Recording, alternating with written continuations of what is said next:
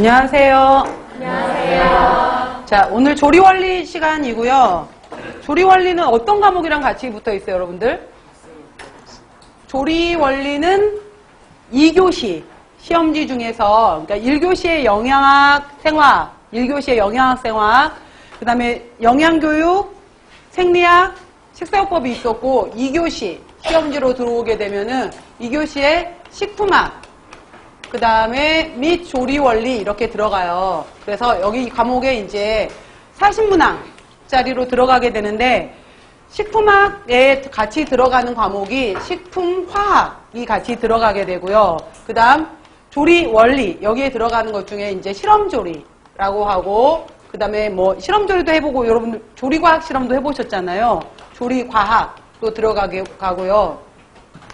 그 다음에 식품 가공도 해보셨죠. 가공이라는 과목도 있었는데, 가공 및 저장학 이렇게 해서 이것들이 다 들어가요. 그 다음에 식품 미생물학, 미생물까지 들어가게 되는데, 그래서 과목이 굉장히 많잖아요. 그래서 식품학 및 조리원리지만은 그 전에, 그러니까 바뀌기 전에도 식품학, 조리원리, 그때는 식품 미생물 이렇게 해서 이제 크게 50문항이었었는데, 그때도 보면은 식품학 문제가 22문제 정도, 그 다음에 조리원리 문제가 22문제 정도, 그 다음에 이 식품 미생물학 쪽에 해당이 되는 문제가 6문제에서 작게는 6문제, 많게는 10문제 정도까지 나와요. 근데 미생물 파트 같은 경우에는 6문제, 10문제, 아마 이제 지금 정도는 5문항 정도가 나올 텐데, 이 5문항 때문에 이 과목을 공부하기가 양이 너무 많은 거예요. 그래서 미생물 파트는 아마 따로 과목이 없어요. 강의를 하진 않는데, 미생물 같은 경우에도 크게 이제 뭐 미생물을 분류하는 것이 나오고, 그 다음 미생물의 이제 성장과 관련된 생식 인자라든지 이런 게 있고, 그 다음에 발효라든지, 그 다음에 부패라든지 미생물 실험 이런 쪽으로 해서 물어보게 되는데, 분류 같은 경우에는 뭐 곰팡이, 효모, 세균, 그 다음에 이제 바이러스 이런 식으로 나오거든요. 그래서 이게 이제 식품학 조리 원리 파트에서 조리 원리하고 더 많이 비슷해요. 그래서 제가 중간중간에 특히 이제 이 발효 부분이 나오게 되면은 유제품류의 발효, 유제품의 발효, 그 다음에 장류의 발효, 그 다음에 김치의 발효, 이런 부분에서 이 발효 파트에서 미생물 이름들을 제가 간단하게 언급할 거예요. 그러면은 여러분들이 그냥 그 정도 이름들에 관련된 것은 김치에 관련된 균주, 그러니까 뭐 예를 들어서 다음번에 얘기하겠지만은 락토바실러스 플란타럼 뭐 이런 식으로 제가 이제 균주 얘기를 하게 되면은 아, 이 정도 이름은 외워야 되는구나. 그러니까 연결시켜서 같이 그 정도는 여러분들이 정리를 하시고요. 그래서 미생물도 같이 들어간다라는 거 기억해 놓으세요. 그리고 가공 및 저장은 도대체 식가공 및 저장은 또 어디 들어가 있는 거야? 이럴 수 있는데 별게 아니라 예를 들어서 두류 조리원리에서 두류가 나왔을 때 두류에서 콩을 가공한 제품이 뭐예요? 두부.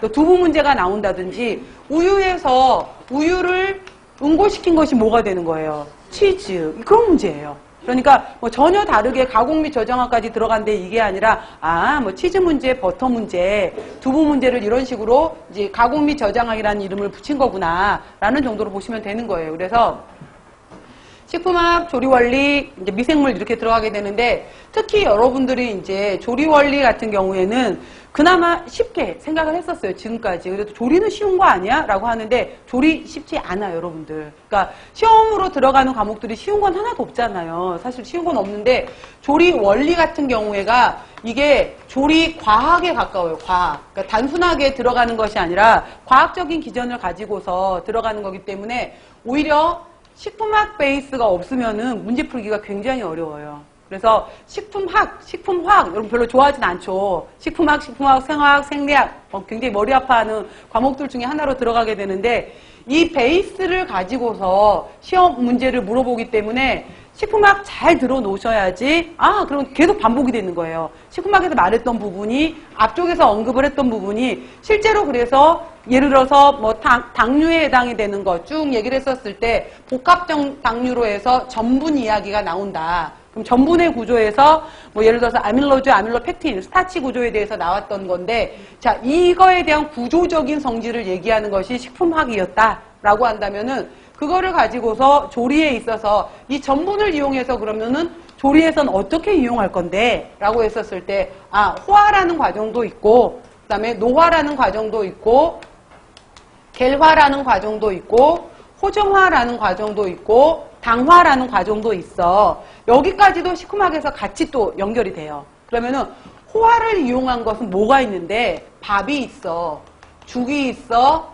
떡이 있어 라고 한다면은 이제 조리에서는 그럼 밥이 되는 원리는 무엇이야? 죽은 어떤 식으로 해서 실질적으로 아까 제가 잠깐 식사요법 시간에 언급을 했었지만은 죽이 됐었을 때는 물이 5배 정도 들어간다라고 했었잖아요. 그랬을 때 실질적으로 조리 때 처음부터 어우러지게 들어가야 되는 거예요. 나중에 중간에 뭐 2배 처음 넣었다가 나중에 3배 넣으면 되지 않아? 이거하고 처음부터 5배의 물이 들어갔던 거하고 다르거든요. 그러니까 이런 식의 이제 원리가 나온다든지 떡 같은 경우에도 호화가 들어가는 거지만은 조리에서는 이 떡도 치는 떡이 있고 찌는 떡이 있고 삶아내는 떡이 있고 지지는 떡이 있잖아요. 그러니까 이 떡을 어떻게 이제 이용할 것이냐 이런 거예요. 그 다음에 노화.